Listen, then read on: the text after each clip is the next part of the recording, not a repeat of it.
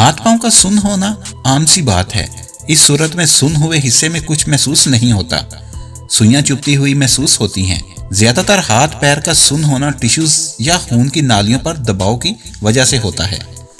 गलत अंदाज में बैठने से ऐसा होता है या ऐसा खून की नालियों पर दबाव से होता है। बाज़ औक़ात ये कैफियत किसी बीमारी जैसे शुगर की वजह से भी होती है।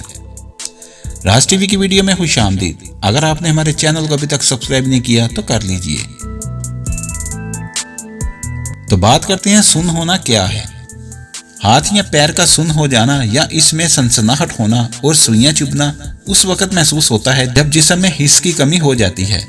इसकी वजह खून की नालियों पर दबाव होता है। जब खून की नालियों पर खून की सप्लाई मुनक़ता हो जाती है तो खून की नालियां अपना काम करना छोड़ देती हैं और इससे मुतल्लक अज़ा सुन्न हो जाते हैं।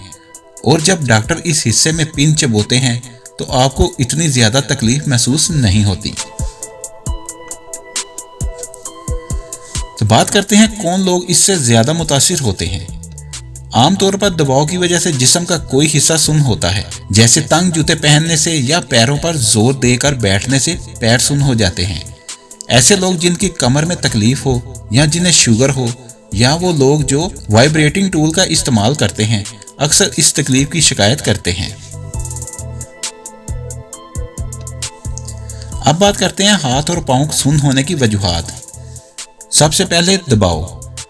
तंग जूते पहनने और पैरों पर जोर देकर बैठने से पैर सुन्न हो जाते हैं। ऐसा वक्ती तौर पर होता है। जब दबाव कम होता है तो ये खुद ही ठीक हो जाते हैं और इस मसले का बायस नहीं बनते। अब बात करेंगे खून की नालियों पर दबाव। रीढ़ की हड्डी में तकलीफ की वजह से कमर से टांगों की तरफ जाने वाले खून की नालियों का दबाव पड़ता है। इसी तरह गर्दन में रुके हुए खून भी जब हाथों तक नहीं पहुंच पाता तो हाथ और उंगलियों के सुन्न होने की वजह बनता है। इसी तरह कलाई की नफ्स में दबाव की वजह से हाथ की गिरफ्त कम हो जाती है। तो अब बात करते हैं ज़ियाबितिस की। शुगर छोटी और बारीक खून की नालियों को नुकसान पहुंचाता है। ये भी हाथ और पैर सुन्न होने की वजह बनती है।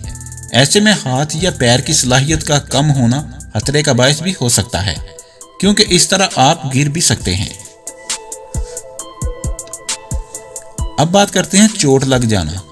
हाथ या पैर की उंगलियों में चोट लगने से भी खून की नालियों को भी नुकसान पहुंचता है। इसके अलावा जो लोग हर वक्त ऐसे औजार इस्तेमाल करते हैं जिनमें वाइब्रेशन होती है, उनकी खून की नालियों को नुकसान पहुंचता है। अब बात करेंगे अदवायात की।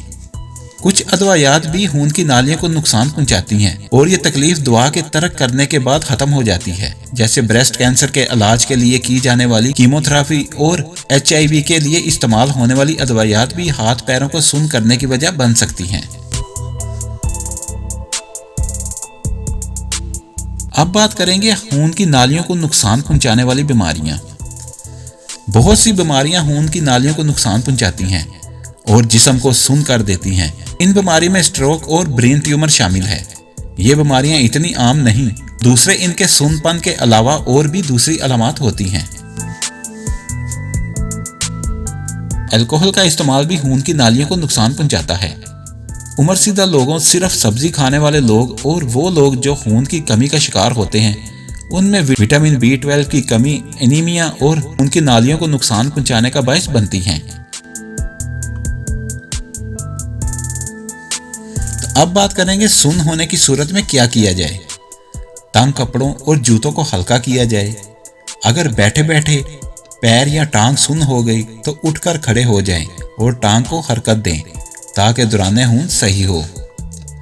कमर और गर्दन के दर्द से बचने के लिए भारी वजन उठाने से गुरेज करें। जिस्म को एक ही अंदाज में हरकत देने से गुरेज करें। काम के दौरान वक्फा लें। गलत अंदाज में ना बैठें। वर्जिश करें। अगर आपको शुगर है तो दवा और ग़िज़ा से उसे कंट्रोल करें और बाकायदगी से चेकअप कराएं।